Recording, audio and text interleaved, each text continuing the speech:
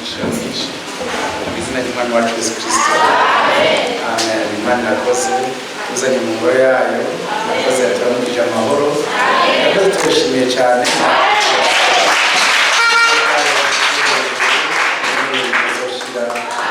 Amen. Murahaguruka tuyishyire mu maboko y'Imana isumba byose, twese n'umutima ukunze tuti kera naremetse Yesu ibintu byose bingora, namukoreye ibyaha byose byansinda.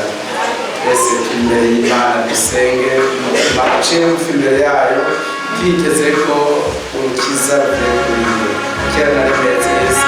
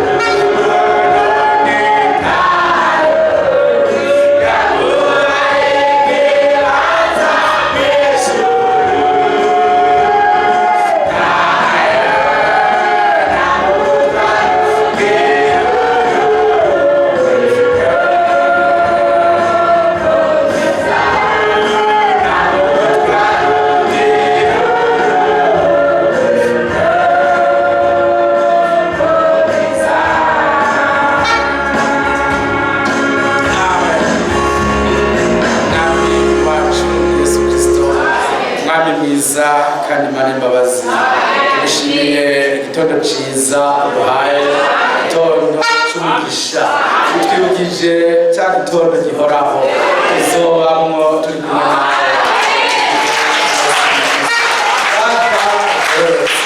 Utwibukije mwami aho utazongera kwira kugira ngo tubane nawe tunezerewe iminsi yose.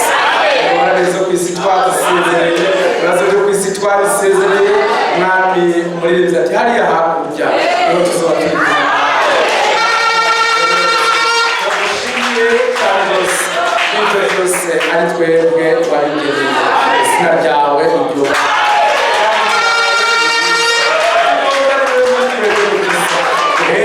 Umuheza rero uvuye Isiyoni, ni umugisha twese ababihaye bakira amashimwe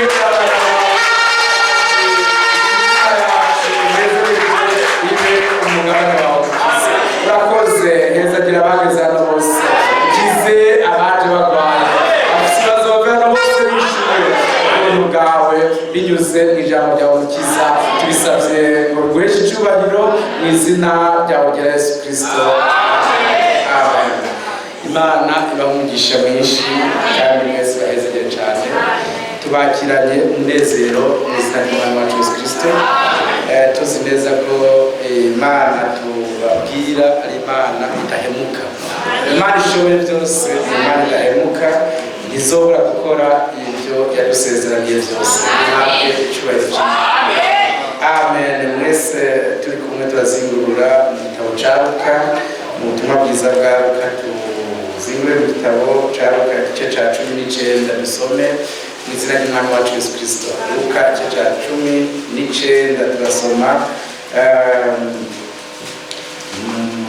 duhereye umurongo wa 29 dusoma mu izina rya Yesu Kristo. Turasabye abantu baze baratunga Bibiliya, abantu basengera ngaha bose muzokora uburyo bwose mutunge Bibiliya. Umuntu asengera ngaha adatunze Bibiliya sinabyumva, ngerayo baratanariye, ariko twese dutunge Bibiliya, twese hamwe dutunge Bibiliya. Muzaba mukoze kandi muzisome, kuko nitwebwe tudasoma Bibiliya nta bandi bazisoma, nta bandi bari nitwebwe. Imana ibahezagire. Turasoma mu izina rya Yesu Kristo. Ageze hafi y'Betifage n'i Betaniya, Luka 19:29.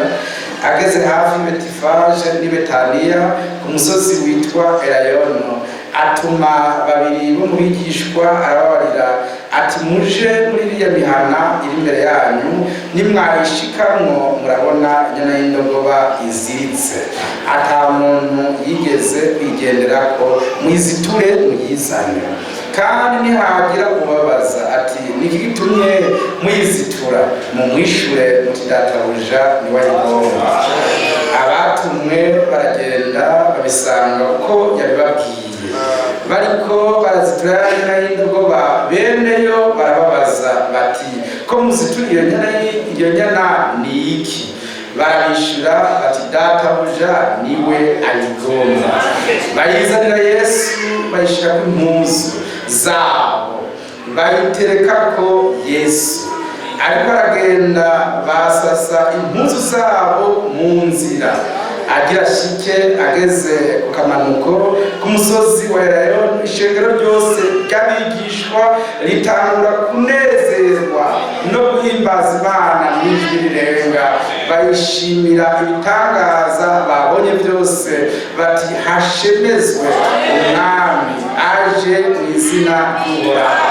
Amahoro abe mu ijuru, icyubahiro kibe ahasumba hejuru. Amen. Seigneur vous bénisse. Amen. Mubyagire Imana ibamugisha mwese mwinshi kandi mu gitondo mu izina ry'Umwami wacu Yesu Kristo. Kandi Imana twese itugirire ubuntu, idusuke ko mwemu wo gusenga, idusuke ko mwemu wo gushima, wo kunezererwa iby'Imana yakoze iwacu. Imana yarakoze, yaduhaye agakiza ku buntu, yaduhaye byose ntihabwe icyubahiro. Tunashimiye izi ntara twabonye, hari mushiki wacu Chantal yanditse avuga ngo mushiki wacu Chantal Romane ati nshimiye Umwami wacu Yesu Kristo yankijije indwara y'amaguru nari maranye iminsi myinshi.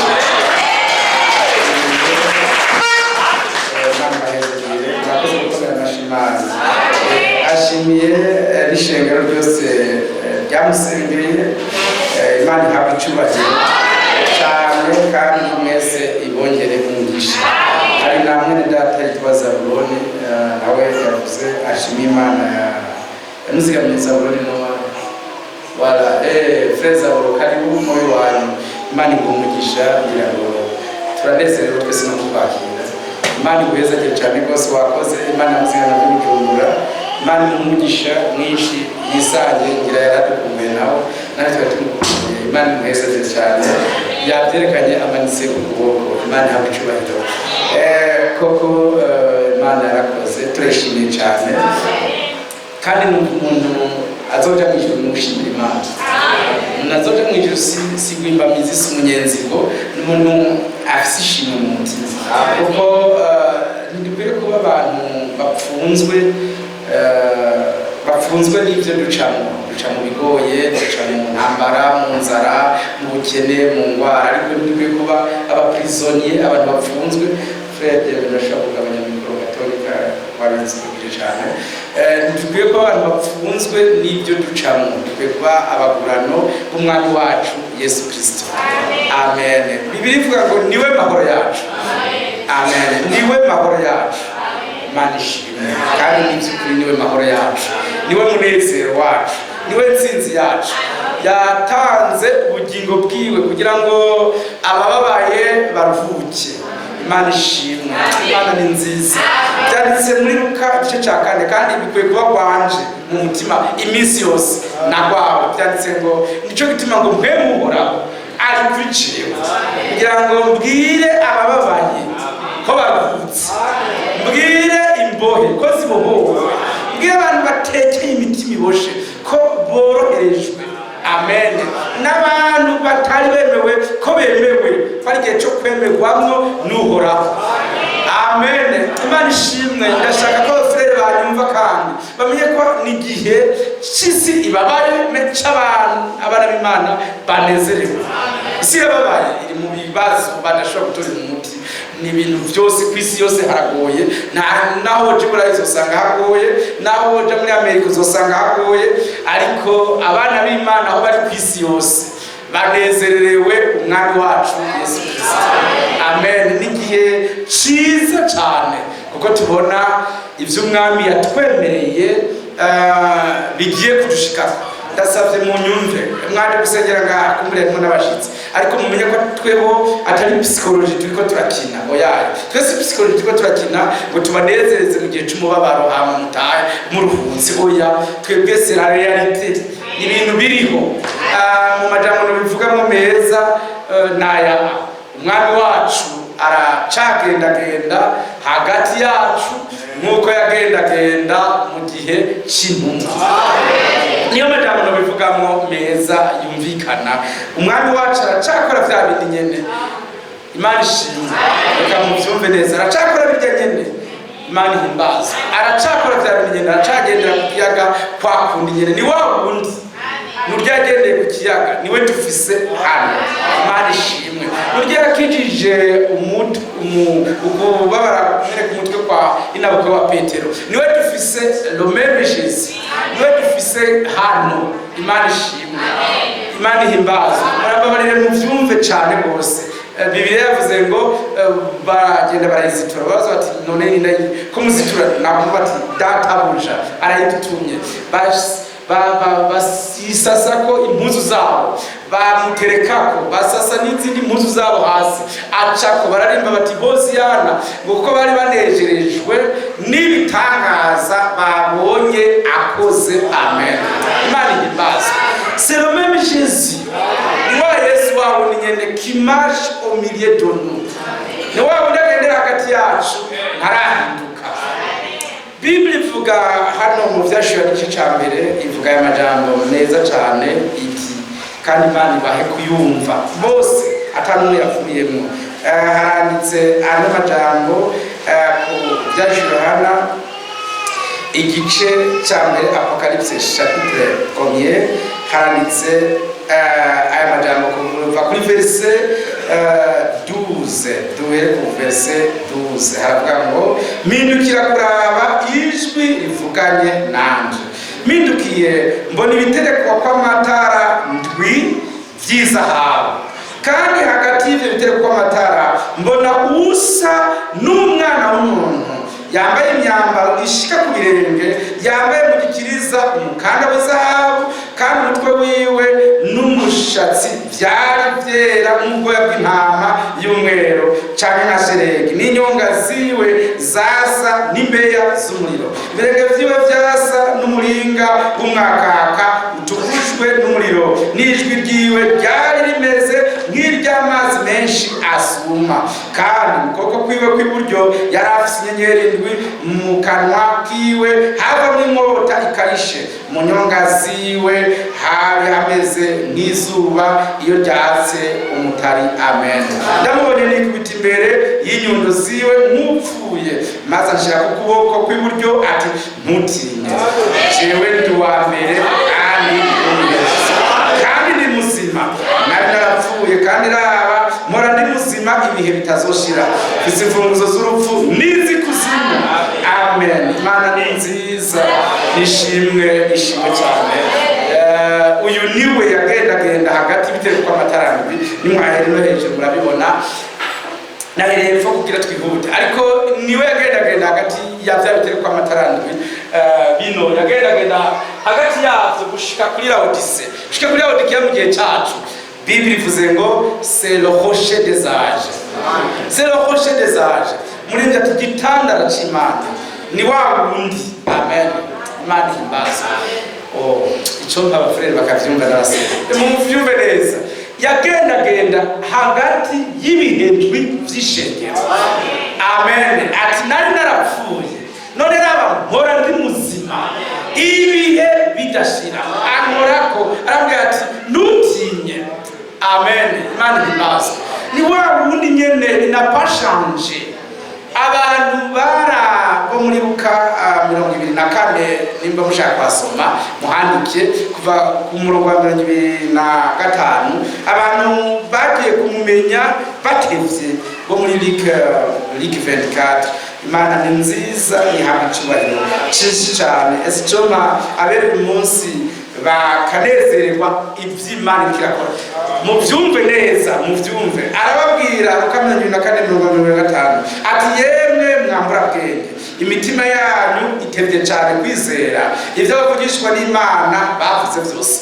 Yariwe yatutse mu bapfu, abafere babiri ntibamenya bari hano. Ndabasabye abamama n'abafere basamaye bagaruke baze kumviriza ko kameme niho waje guta amasaha abiri yose ngaha gutahe gutumvirije na kimwe wowe wahomvye. Ndabasabye n'umutima wanje wose n'abadiakere badufashe abantu bumvirize ubutumwa bwiza. Arababwira ati yemwe mwambura bwenge, imitima yanyu itevye cyane kwizera ivyo bavugishwa n'Imana bavuze vyose. Mbega Kristo ntiyarakwiye kubabazwa atyo ngo abone kuja mu bwiza bwiwe? Imana ishimwe. Aratanguye kwidantifya, aratanguye kwiyerekana ko ari abantu bariko baramubwira bati we niwe utazi vyaraye bibaye, barishe umugororotsi bamwagiza ko ari umunyavyaha, nituzi yihereze, bamucungishe n'abasoda, nawe niwe bari kumwe ntibamumenye. Ariko arababwira ati ntimwari muzi yuko akwiye kwicwa, siko vyari bimwanditseko, maze ku munsi ugira gatatu akazuka mu bapfu? Ntimwari mubizi? Ngo ahera, soma neza 27, atangurira kuri Mose no kubavugishwa n'Imana bose, abasobanurira mu vyanditswe vyose ivyanditswe kuri we. Ashitse hafi y'umuhana bajako, amera nk'ugomba kurengana, baramugobera bati gumana natwe kuko bugira bwire kandi umunsi ukuze cane, gushika baramumenya bazi ko ari umusavyi w'indaro asanzwe. Arinjira ngo agumane nabo, yicaye ngo asangire nabo yabimutsima, arawuhezagira, arawumanyagura, arawubaha. Urundi rubava ku maso, baramumenya, maze arakamangana ntibaba bakimubona. Baravugana bati mbega imitima yacu ko yariko iragurugumba aho yariko aravugana natwe mu nzira aduhishurira ivyanditswe. Amen. Kugira ngo tunezerezwa tunezerezwa no kuririmba oya tunezerezwa no guhishurirwa ivy'Imana yatuvuze. C'est lui qui donne la joie. Niwe atanga umunezero, niwe atanga amahoro, niwe aruhura abababaye. Amen. Imana ishimwe. Hari bimwerekana ko ari hari mwerekana ko ari abantu baraje baza babona n'abarimyi n'abadandaza baza babona kugira amaduka bose baragiye ahantu batangwa kuvuga ngo hosiyana hosiyana hashemezwe uje mu izina ry'Uhoraho. Bafatwa n'ivitari muri bo batari basanganye. Ils ont été saisis par une attraction ikintu cy'abakwezi. Amen. Bose bafatirwa rimwe batangura kurimba bati hosiyana hosiyana kubera iki byabaye kuko hari abatoranijwe hariho n'uwabatoranije. Hariho Yesu Imana, hariho umucunguzi, hariho n'abacunguwe. Abantu batari muri byo Frere Imana kwezagire kari bose namanye Frere Imana mugisha Imana yezagire abashitsi bose sinabaravye mbere Imana mwezagire Frere. Abantu bose batoranijwe uwo mwanya baramenyekanye, bafashwe n'ibintu batari bazi nabo, batangura guhimbaza Imana, baranezerwa cyane. Babaza ati none banezerejwe n'iki? We wari kubitora. Abafarisayo bati abantu bawe beko batera urwamo rabo bahose baceceke.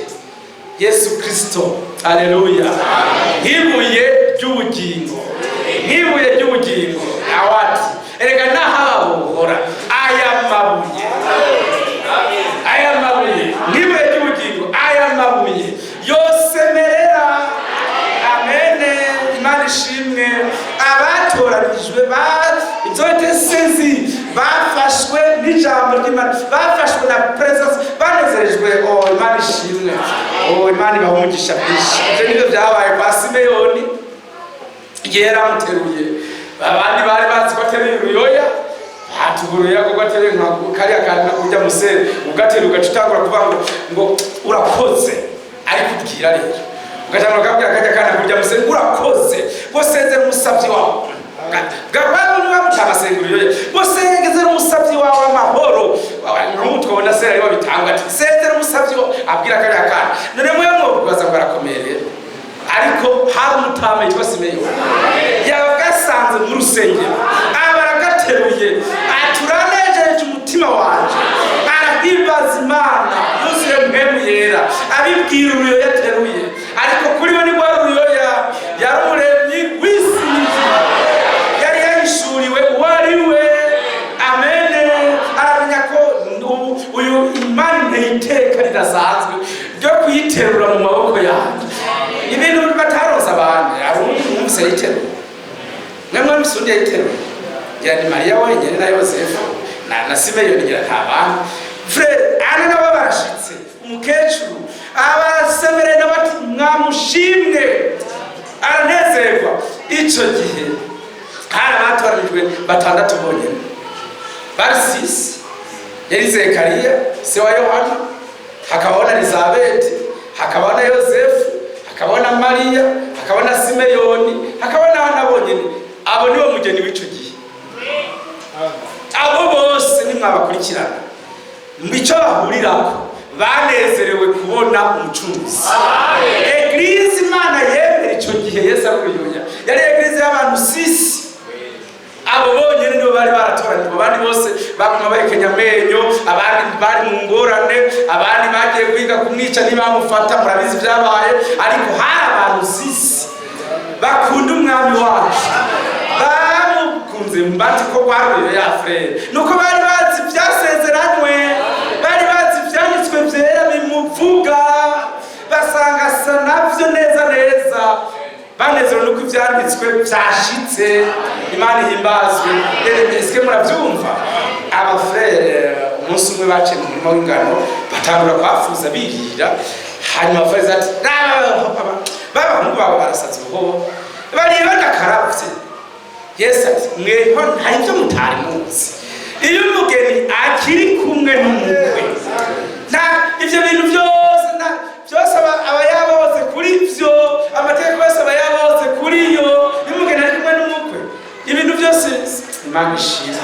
Uko niko umwami wacu w'ibihe byose yagendagenze hagati y'ibitereko kw'amatara. Ndamubonye nikubita imbere yiwe mera nk'upfuye, aramvyura ati tekana, nari napfuye ndi muzima, mpora ndi muzima ibihe byose, mfise imfunguzo z'urupfu n'iz'ikuzimu, esa pour toujours, ibihe byose. Imana ihimbazwe. C'est le même Jésus. Alléluia. Ni wa Yesu nyene yaje mu 33 kwa Frere ati nkuko Yohani Batista namurungitse ari nekuze kuza kwaje kwa mbere, niko murungikanye ubutumwa buzotegura kuza kwanje kwa kabiri. Ni wa Yesu nyene. Imana ishimwe. Biblia ivuga ngo ico gitandara cyabakurikira, 1 Corinthiens chapitre 10, ico gitandara cyabakurikira cyari Kristo. Ebise frere, Imana ishimwe. Murabyizeye nawe? Se murize ko ibitanda cyabakurikira cyari Kristo? Muremera ko Yesu Kristo yariho mu isezerano rya kera? Yesu Kristo yari mu isezerano rya kera? Yariho mu isezerano rya kera. Cyo bituma Imana yashimye Imana z'igihe cyacu ngo Yehova wo mu isezerano rya kera niwe Yesu Kristo wo mu isezerano rishasha. Amen. Yehova wa wundi nyene. Aleluya. Wa wundi nyene yari kumwe nabo mu Bisirayeli, ni wa wundi nyene yambaye umubiri w'umuntu kugira ngo abone ingene aducungura. Ese nari byiza yaba mwari muvyumva nkuko ndiko ndavyumva. Abandi bibabyumvisha. Umwami agakiza karagarukira ahantu katinjira mu bugingo. Byari ibintu bitoroshe. Abantu barakizwa inyuma ku mubiri, bagakizwa indani mu bugingo ntiyashikaye. Ahitamwe gutanga ubugingo bwiwe kugira ngo yinjire aramplace ubugingo bwacu, buvanemo yinjire mu bugingo bwacu, abari waganza. Uwo mwami ndamushimiye cyane. Ndamushimiye cyane. Abantu barafatwa namwe akabaza ko kabushungwe mugabo ntagere hiyibwina mu bugingo bwabo, ariko noneho yatanze ubugingo bwiwe kugira ngo bwinjire bugere n'iwacu. Imana ishimwe. Amen. Ndashobora kwemeza mpagaze imbere yanyu yuko Yesu Kristo uko yari arejo n'uno munsi ariko kandi ariko azokwama ibihe byose. Rero inoshanje ka reka tumwumvirize neza. Agenda hagati y'ibitereko kw'amatara, ni ukuvuga mu ishengero rya mbere yari arimo ari wa wundi nyene akora bya bindi nyene, mu rya kabiri yari arimo ari wa wundi, mu rya gatatu gushika niyo kurya iwacu gira odikari girindwi naryo nyene arimo. Amen. Ni turi ya equipe ya indi avuga ati Hosiana. Uyu munsi twe tuvuga tuti Hosiana, nitwe nyene tuvuga tuti Hosiana. Bari yabararuhutse, Imana izana indi equipe iracakeneye abayishima. Abandi bararuhuka, Imana izana indi equipe. Abandi bararuhuka, Imana izana indi equipe. Natwe ni equipe yacu ishikiriwe uno munsi. Match ya mbere yarabahaye ibera ku ntumwa, match ya kabiri murayibona yarabahaye iba kuri Smyrna, ya gatatu kuri Pergamo, ya kane muri Colomba tuwatire birakomeza muri Sare na Philadelphia gushika no kuri Laodicea. Nitwihorero umukino wacu dufise ni sawa, dufise arbitre ni Yesu Kristo. Arbitre wacu ni Yesu Kristo. Abatego kumupira ndavyumva. Bon, arbitre wacu ni Yesu Kristo. Imana ishimwe. Uyo rero ni wasifra. Tulindiye kwa tuvuza sifra final. Tenu sero parti.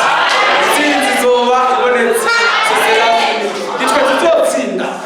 Esichoma mukabyumva. Simuravyumva. Wofata nka equipe yo mu Dagi akayibuza na Musongati. Musongati Gitega ibuze na equipe yo mu Jerome. Sawa. Hama rero ati match yatanguye. Abantu mu Jerome nibaza gukina baziko batsinda. Ngira n'umukobwa umwe mu Jerome yotsinda ibitsi. Nawe yakina rumwe nka Messi aje gukina ari umwe ngira yosaba kongera agatsinda na Musongati. Kandi arikinyamwe mu bakinyi 11. No kuvuga batangura umukino bazi ko batsinda. Imana ishimwe. Natwe wabundi nyene. Amen. Ni muvyumve neza ndabisubiyemo. Agenda hagati y'ibitereko kw'amatara ndwi. Amen. Il est notre avocat. Iwe atukuranira. Imana ishimwe. Je sinzigenda bibabwira muri kitondo. naho novyigisha meza atanu sino ndabiyeze ariko muvyumve bukenge mwumve ko uwo twiteze kwazotuburanya hageze yabaye arazi iwacu kugira ngo abariwe ategura urubanza nibazotuburanira hageze yabaye arazi iwacu ireta avec nous ari kumwe natwe amen tutamubwirwa ahubwo tumubona ashitsa ijambo ryiwe nimumbabarire muvyumve ubwa nyuma basi kugira ngo muvyume neza nce kure mumbabarire oya mbere nko kubana umwana yakosheje umwana w'umucamanza yakosheje sahera kumubwira ingingo akiri muhira ati ingingo uzoyifata uko niyi uzoyifata uko nuhagera uzobigenza uko niko umwana w'umucamanza yemera agiye muri sentare rero bakumva atanga kuvuga ati ingingo ya mbere ingingo ya kabiri wamuna turahava tukuzaguha abacamanza bati karabaye niko natwe umwami wacu ijambo rizocira urubanza amahanga par sa parole il jugera les nations umwami yararidushikirije yarariduhaye nibwo butunzi dufise iwacu dufise ijambo amen ibi bitabo bizozingurwa ni bitabo byanditswe mu ijambo ry'Imana sike birumvikana ntibirumvikana niba ari ibitabo byanditswe mu iby'abantu bakoze ari igitabo gikuru gisumba ibindi byose byeshije rero monde par sa parole Imana izocubanza ikoresheje ijambo ryayo kandi ibyo nibyo yadushikirije nicyo twizeye mwami jenzo mubona niho nzoba ndi kandi ariko arasoma ati abagore bose bimwesheje imishatsi abasore bati ndacuna abagore bose bimwesheje imishatsi bakirindira urubanza baciye bari bati kondane abasore bati ivyo ntibindaba kabisa aho jenda cuna kabisa Imana ishimwe abantu bose batega amatwi bumviriza ati abantu bose batijwe mu izina rya data n'iry'umwana n'iry'amwemwe bati konda bakivuga ivyo twe tuzovuga tuti oya ndera derere kabisa twe tuzoba turi Imana ishimwe mumenye urukundo data wa twese yatugeze no kudushikiriza ijambo ry'agakiza yaduhaye mubinezererwe cyane Imana ishimwe kira gihe bazituye indogoba baranese barayizitiye hama beneyo bashitse bati mwe basha nibiki bati data muje niwe idutumye baza babona bari baje kubafongera babapfunge ko arabasuma bose bagendesheje umugongo basubiye inyuma baratekereje atanumwe abagize icyo babaza barayitwara pole bameze neza bati kawe data muje arahambaye byose batwigishije bati ega byose bigenda nkuko yabibabwiye niko batwigishije Imana ishimwe ariko noneho ni muzi neza yuko uyu munsi umwami akora ibirushije gusumba iby'icyo gihe ega Bibiliya ivuga ngo ishengero ryanje nzoryubaka kuri urwo rutare kandi amarembo y'ikuzimu ntazorishobora Imana ihimbazwe ishengero rya Yesu Kristo ryubatse kugwishurirwa bamenye ijambo ry'igihe maze amadayimoni kwaje kose Imana iba yabateguye kare ikababwira ingene bo kwitwara mu bihe byose buri mwanya wose Imana ni nziza jenzo kamaneshimira akase tujana mu ijuru vuba tukajya kwishimira kandi izo bikoze Imana imbazwe s'il vous plaît dushire kwa namajambo umwami wacu uko yagenda hagati y'aba frere ico gihe bakanezererwa nuko bamufise akabishurira ikori hageze akabakiriza abagwaye akabazurira abapfuye le même Jésus wundi nyene ni wari hagati yacu amen atuhishurira ijambo ryiwe kandi aduteza intambwe mu gakiza atweza ibyaha byose ari n'ukondo w'ibya icyo tuma abafurere batamumenya ko ari we yabikoze akameme dushobora kubona ahantu inkoko yaje igahonyura iwawe frere ahantu akavura kagwe utuba ngo iyi mvubu yacenga utagira ubwenge no madamu akaza ati wataye ubwenge wewe uremeza ko iki kinono ari kinono cy'imvubu kweli yahandi inkoko yawe umuswi inkoko wawe w'imvubu yacenga ucavuga ati mumujane kwa Rojanti kweli ariko ariko noneho aho umwami wacu yaciye abantu ntibakwiye kumumenyera ku ijambo ryavuzwe ryari ryaragenewe icyo gihe rya Frere, nimumushakire mu kudukiza mu muriro, si byari muri uyu munsi. Nimumushakire mu kudukiza mu bwoko bw'intambwe, siko kazi kamwanditse ko uyu munsi. Hari akazi kamwanditse ko yari yanditswe ko azovuka kandi yaravutse, arandikwa ko azobanga kandi arabanga. Frere bati ni wowe utazi byaraye bibaye, na bati mwambura bwenge, ntimwari muzi yuko yakwiye gupfa. Ahera kuri Mose no ku bandi bavugishwa bose na Zaburi, ababwira ibimwanditseko, maze amaso yabo arahumuka, imitima yabo iranezerwa, bati yari we.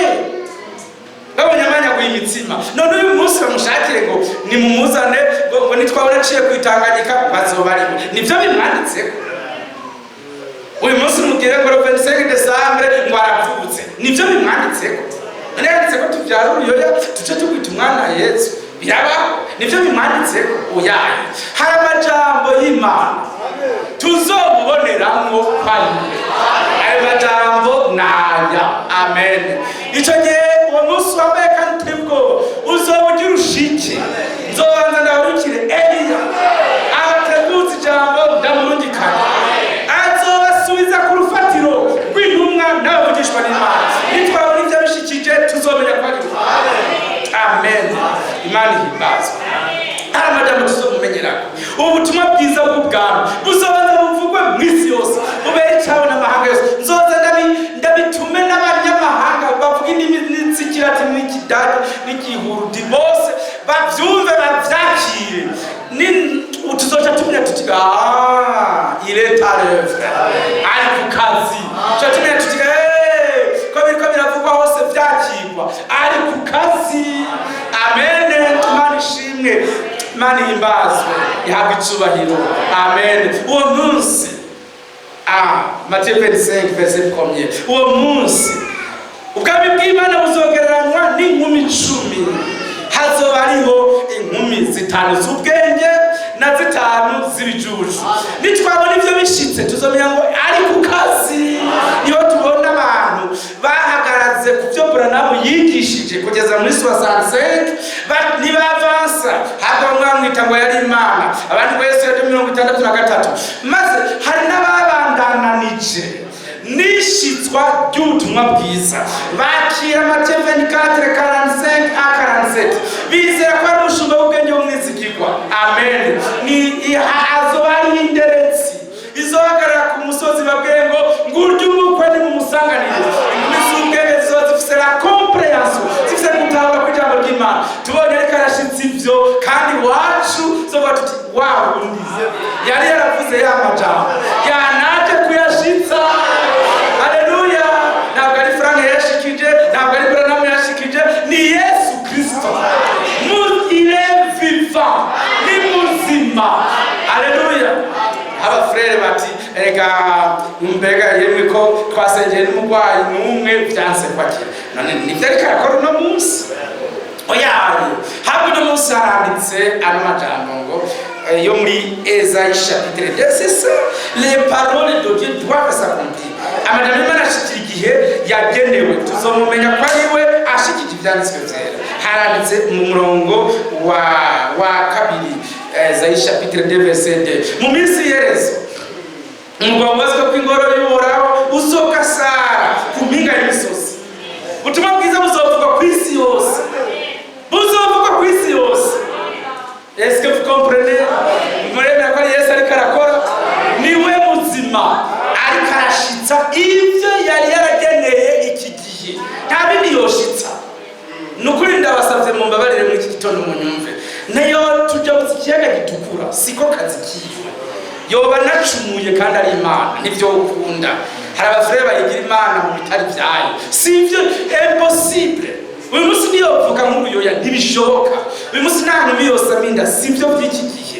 Hari amajambo yagenewe iyi minsi, ayo majambo naya turimwo. Reka ndayababwire ngaya yanditse ngo mu minsi yerezo umurwa wubatswe kw'ingoro y'Uhoraho uzogasara ku mpinga y'imisozi, uzoshikwa hejuru y'iyindi mirambi, kandi amahanga yose azosendanisha aja kuri we. Eske muri byizeye? Murabyizeye?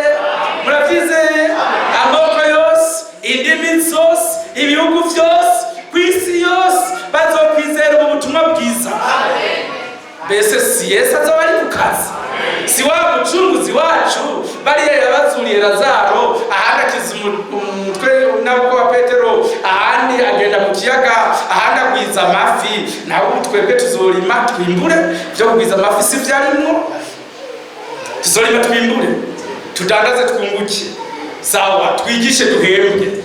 Naho umusiko kazi k'umwami wacu ntiyaje kutugwiriza amafi, ntiyatujya bukanye mu bwato Tiberiya n'ahandi, me yaje gufata abantu bari ku isi yose bizere bimwe, bizere kumwe, habeho kwizera kumwe, habeho na mpemu umwe, habeho n'icizigiro kimwe, et dans toutes les nations. Imana ifite intumbero, amen, y'ivyahishuwe Yohana igice cya 5 ku murongo w'icenda n'uw'icumi. Iyo ntumbero niyo kirashikako iri ku kazi. Nuja muri Afghanistan uzosanga yabizeye bitwizeye. Ntituzicara igitego tuvuga ngo mugabo vraiment mwishengero ryacu ntirirashika. Ega twe turi mwishengero ryacu. Twe turi mwishengero ryacu. Turi muri equipe ishikiriwe no guhimbaza umwami Yesu Kristo. Nitwe dushikiriwe uyu munsi. Imana yarakoze kone yarashizemo nane ndayishikira. Biblia irakomeje ngo amoko menshi mbese azoja abariyana ati nimuze tuje ku murwa w'Uhoraho, ku ngoro y'Imana ya Yakobo, kugira ngo itwigishe iby'inzira zayo natwe tuzigenderemo. Kuko Siyoni ariho hazova ibyagezwe, ni Yerusalemu hakava ijambo ry'Uhoraho. Oh, merci Seigneur. Imana ishimwe. Nicyo gituma ibi twizeye byari byarasezeranywe, coma abantu bakabinezererwa. Byari byarasezeranywe ko tutazizera ibivuye isi wenda, byari byarasezeranywe ko tutazizera ibivuye i Roma, byari byarasezeranywe ko tutazizera ibivuye i Maka. Isezerano rivuga ngo tuzizera ibivuye i Yerusalemu. Ntumwa n'abavugishwa n'Imana. Genda murarika babize iby'isi wende, mwebwe muti sivyo, nta promesse n'imwe iri mu ngabo muri Bibiliya yanditse ko ibivuye isi wende bizizera. Nta promesse n'imwe iriho, nta sezerano n'imwe riri muri Bibiliya yanditsemo ko hari ibintu bizova muri Amerika by'abagenzi canke by'aba-Adventiste. Ntaririho. Nta sezerano na rimwe ririho ryo muri Bibiliya yanditse ko hari ibintu bizova i Maka, kindi mubwira abamizima muti mwarazimiye. Kana rimwe yanditse ko tuzizera ibivuye i Maka, nta sezerano riharyavye, ariko ibivuye i Yerusalemu. Bamubatizo babatiza i Yerusalemu ku munsi wa Pentecote.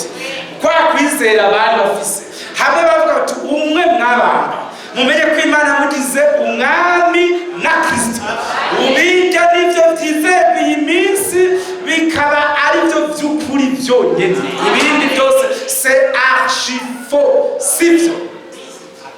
Ibindi byose sivyo, muvyizeye. Imana ishimwe. Ndabasobanurire, ndababwira n'irindi banga.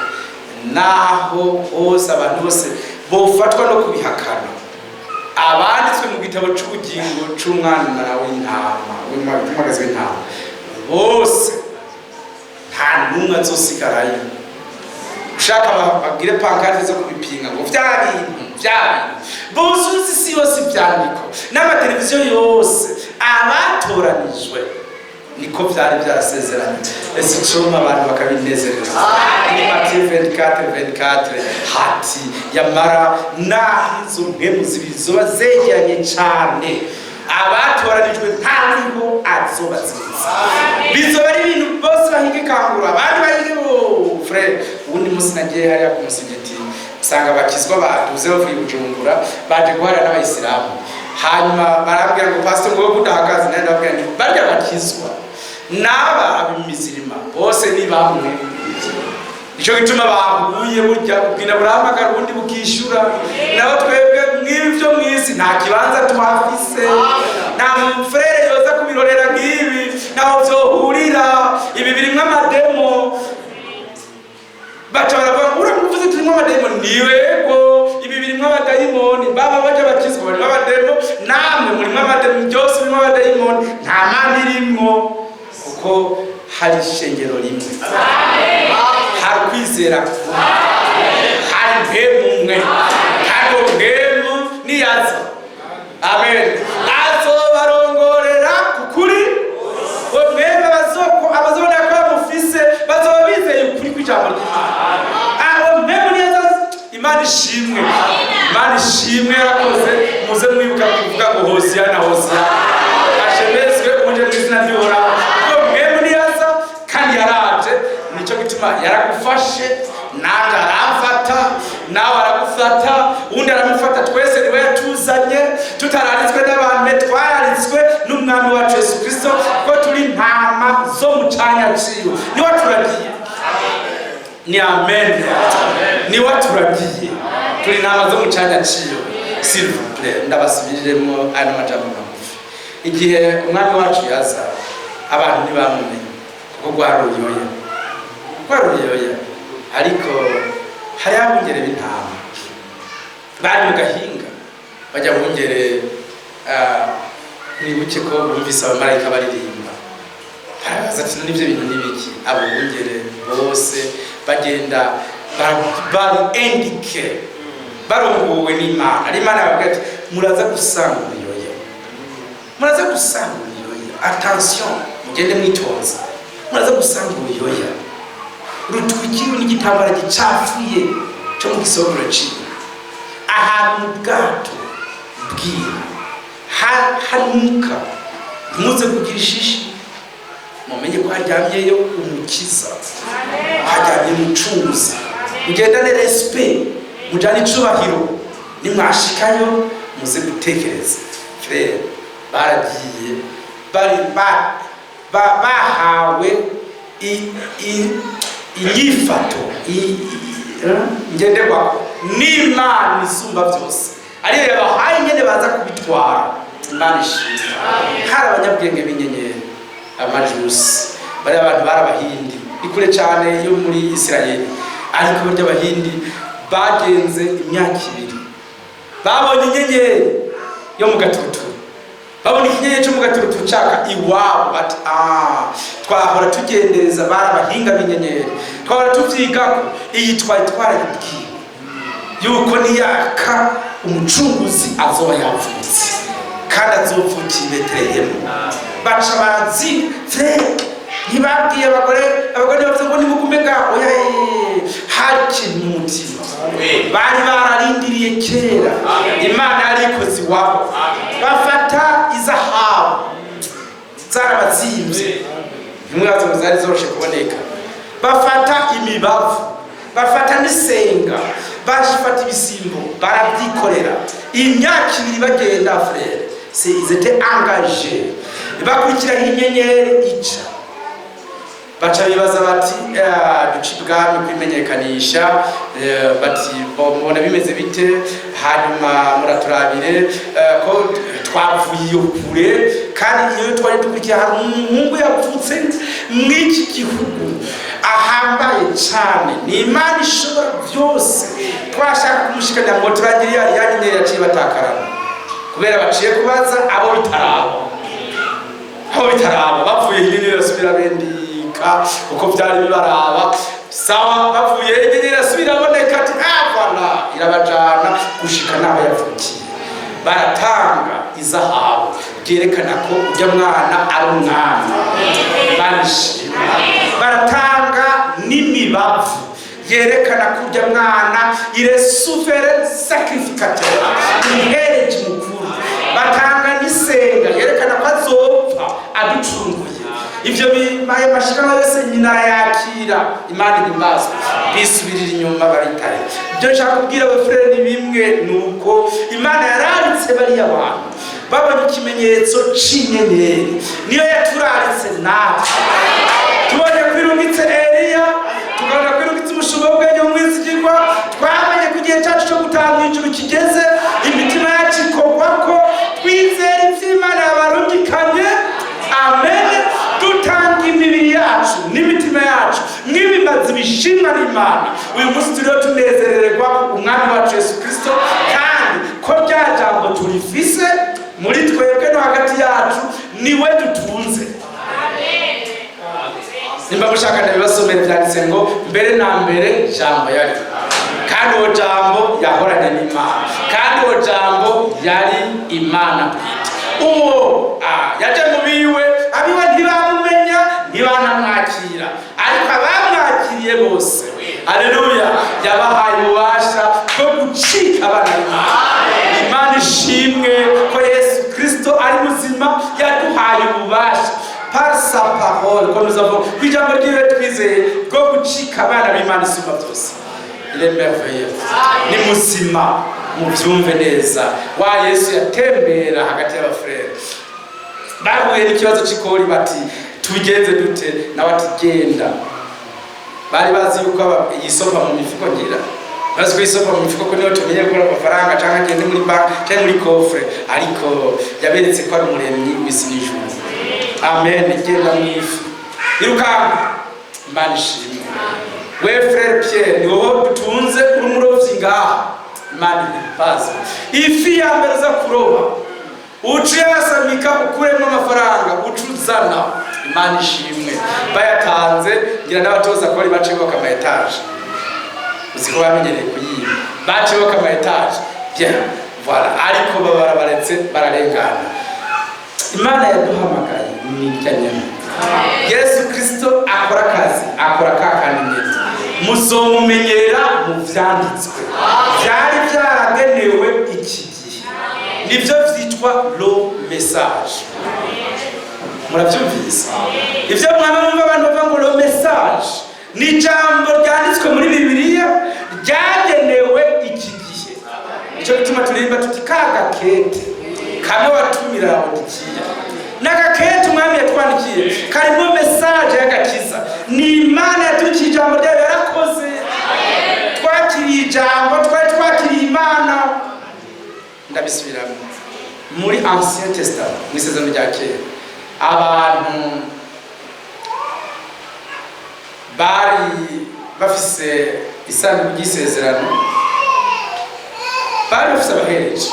Abahereje baramukiwe kuja guhereza, murabizi nyene vyagenda.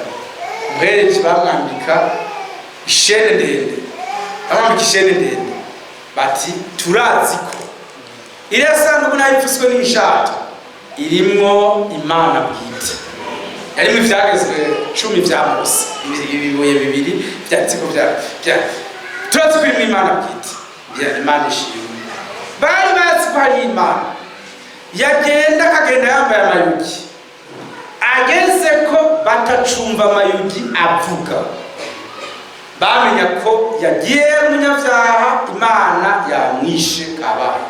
Kugira ntibaje kwihumanya nabo ngo bapfe bagweyo, bafata yashene bamwambitse ku kuguru, bagakwega umuvyimba, bagata hanze.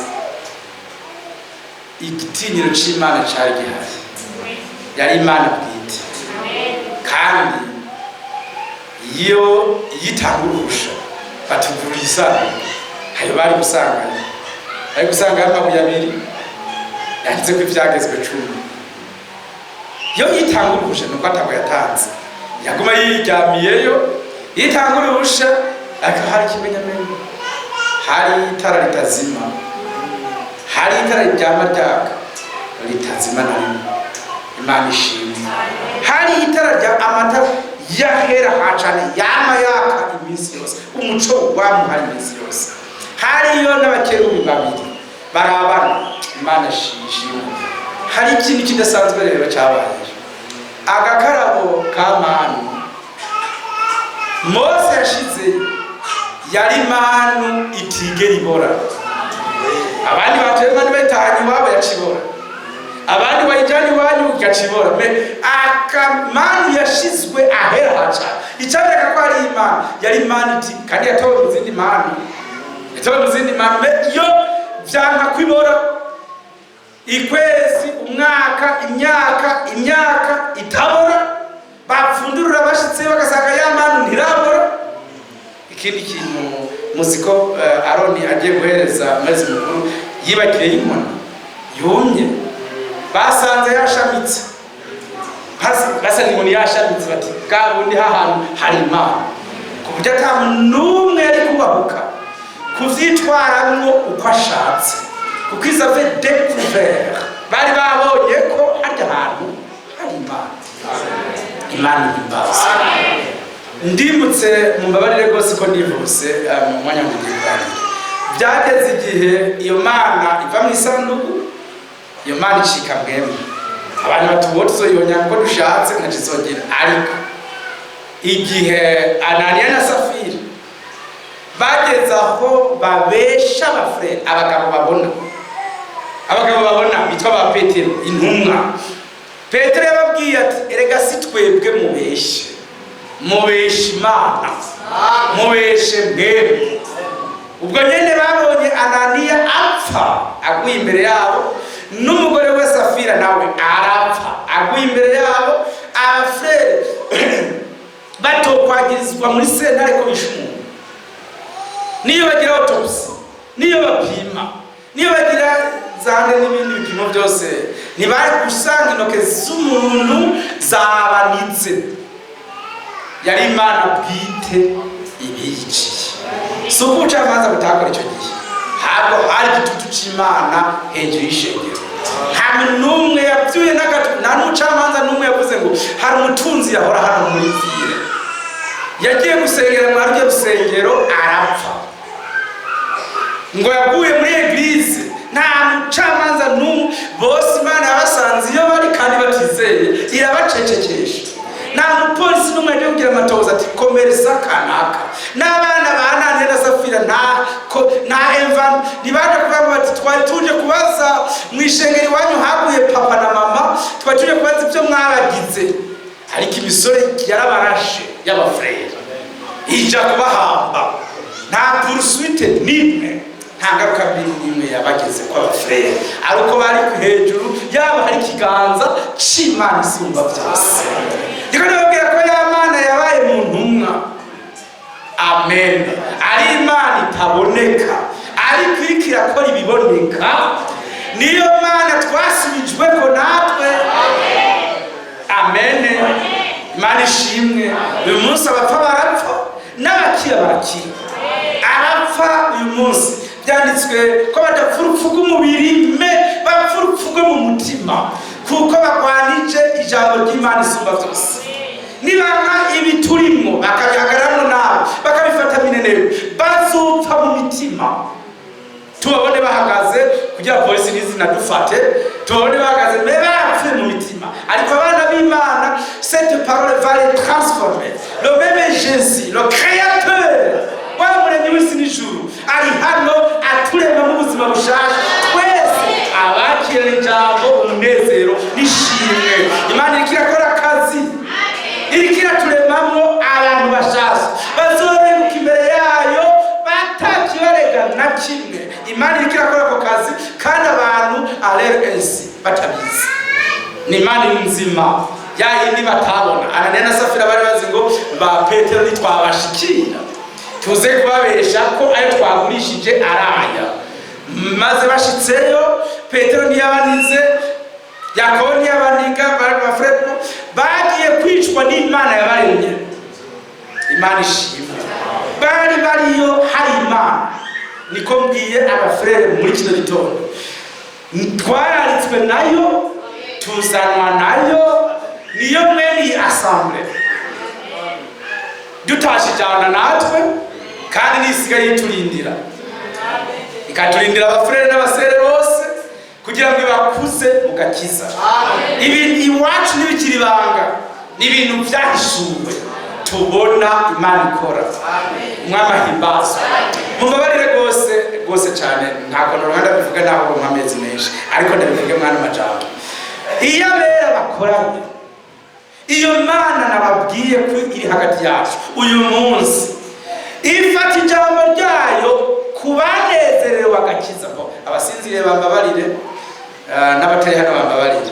Kubanezerewe agakiza, ifata ijambo ryayo igasubira ikandika ku bisate bibiri, akana by'amabuye by'umutima.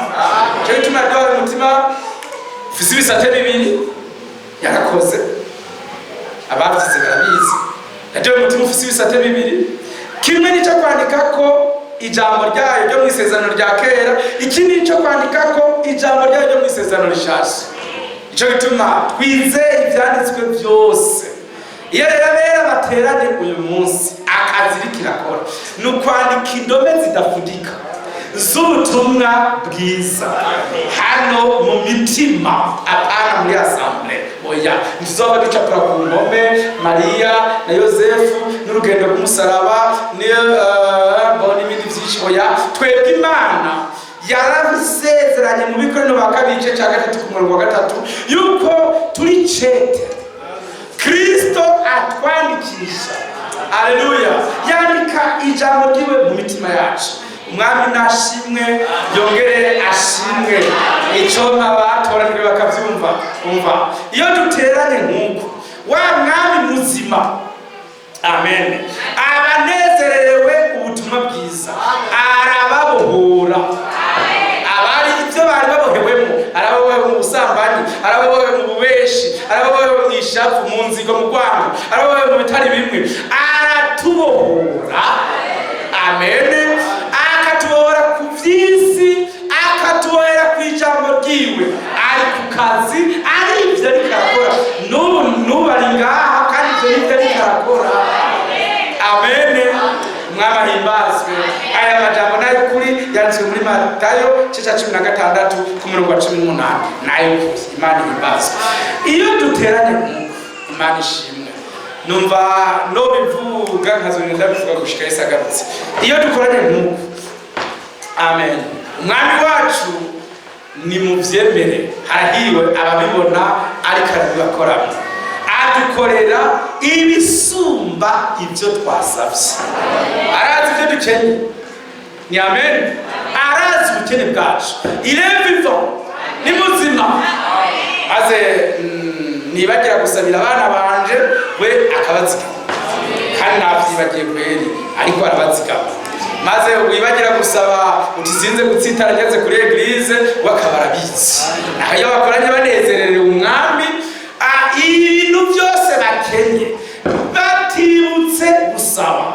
Abakorera ibyo basabye n'ibyo batasabye kuko azi ubukene bwabo. Uwo niwe Yesu Kristo wo mu minsi yacu, akora akazi yari yaravuze ko azokora iki gihe. Enfin, ngira nsome amajambo ya nyuma muranyihanganira yo mu Bakorino ba kabiri igice ca 3. Mumbabarire rwose tuyasome. Imana ibahezagire. Amen. Imana ishimwe kandi ishimwe cyane. 2 Corinthiens chapitre 3 verset 17. Umwami ahimbazwe. Haranditse hati, ariko umwami niwe mwami. Ariko nubaka igice ca 3 murongo wa 17. Ariko umwami niwe mwami, kandi aho umwami ari, ni amen, niho haba umwidegemvyo. Tweho twese ko tutitwikiriye mu maso, tukerekana nk'icirore ubwiza bw'umwami, turahinduka. Haleluya. Tugashushanywa n'iyo shusho, tukava mu bwiza tukaja mu bundi, nk'abahindurwa n'umwami ariwe mpemu. Amen. Oui, c'est vrai. Aho mwemari niko bazo souligne bien mwacumurongo. Aho mwemari abantu barahindurwa n'Imana, bakava mu bwiza bakaja mu bundi, bahinduwe n'Imana bwite. Imana iri hagati yacu, nivyo tuyirabirako, niko kazi iriko irakora uyu munsi. Ni Imana nzima. Imana ishimwe, niyongere ishimwe, ubu nibe bitazoshira. Hariho abaratomayo baje ari impumyi, umwami wacu arabahumura. Imana ishimwe. Hariho barazaro bapfuye, umwami wacu arabazura. Imana ishimwe. Niba Lazaro wapfuye mu mutima, umenya ati umwami aho ngira muri assemble arangira muzima. Il va me vivifier par sa parole. Niba ndi mu nkaraza baratromaye, umwami wanje arampumura. Imana ishimwe. Niba naje narakwaye byanse ko ngira, umwami wanje arangiza. Niba nari nawe ku kidengeri nabuze n'uwosubikirayo, il est le même Jésus, il est présent ici, ari hano. Amen. Kugira ngo abaje ari mumyi abahumure, abaje ari bimuga abamugurure, abadafite inzara n'inyota byo kugororoka abibahe. tuzosiga hano kandi akadukiza. Amen. Ariko icyo yitwararitse cyane n'ubugingo bwacu.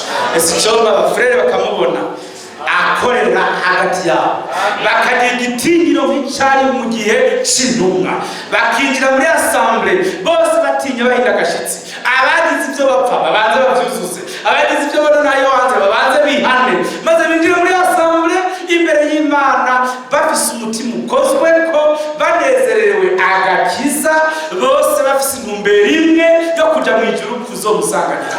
Uhoraho abibinjizemo mwese abashe kugera hano n'abatashe kwagera mu izina ry'Umwami wacu Yesu Kristo. Amen. Muhaguruke twishyire mu maboko y'Imana isumba byose, mwese hamwe n'umutima ukunze ireviva. Ni muzima Umwami wacu. Amen. Ni muzima. Haleluya. Umwami wacu ni muzima kandi ari hano. Ibikorwa byiwe tubibona, tubanza kubisoma tukavuga tuti iki cyari kigenewe iki gihe cyacu, niki nacyo kigenewe iki gihe cyacu. Amen.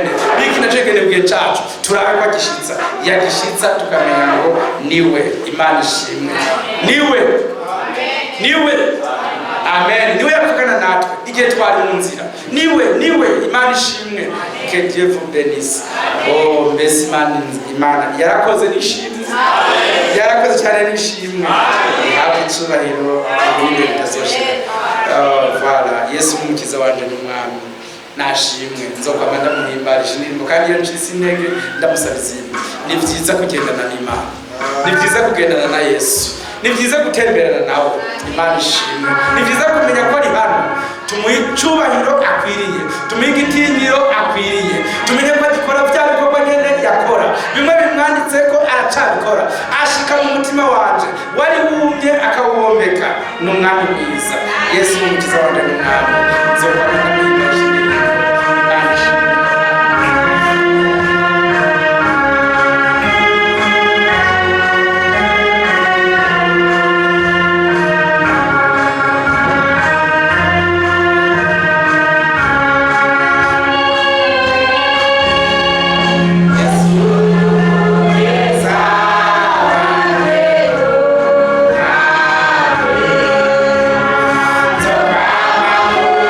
Bye.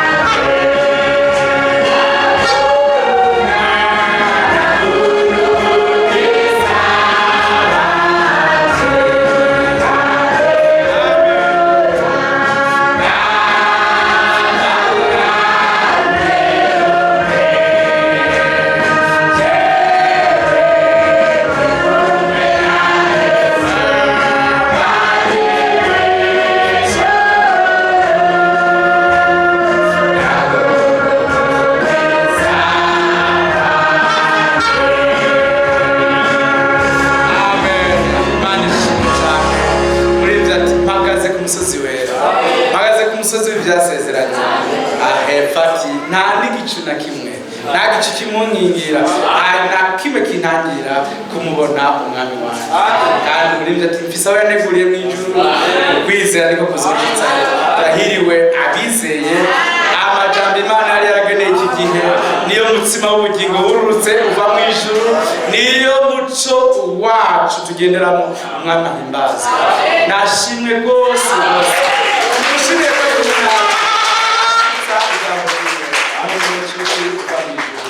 nkunda ubucuti buva mu ijuru. Turafise inshuti yavuye mu ijuru, nta inshuti zo mu isi zoduhemukira. Turafise inshuti yavuye mu ijuru, atazoduta igihe kigeze azotujana iwe. Nashimwe ubucuti. Amen.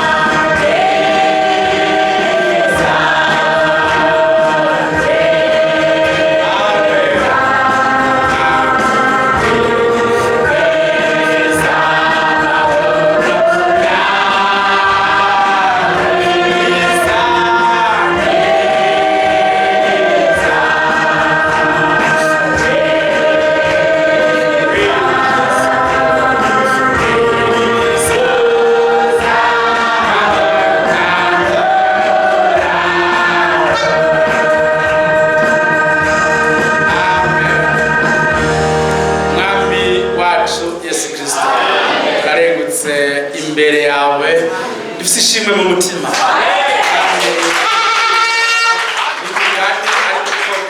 turazi ko turi imbere yawe tuje muri assemblée tuba tuje imbere yawe tuje kumva ijambo ryawe tuba tuje kumva turagushimiye uburyo washikije ijambo ryawe neza kandi nta na kimwe turi buse urakoze ezagira imitima y'abana bawe bereke ta présence kubano kwawe bigaragarize uwo ari we wese mwami mu gukora ibimenyetso n'ibitangaza mu gukora bya bindi bakora mbere abarivyo ukora mwami uzakoze urakoze n'uhabwa icubahiro garagaze ubwiza bwawe birasambu dutegura imitima yacu kuzogusanganira ko tubisabye mu izina rya Yesu Kristo amen. Imana bamugisha mu vyagire badushireho prédication maze tunezerwe no kubabona mwese muri ko mwumva ubutumwa bwiza.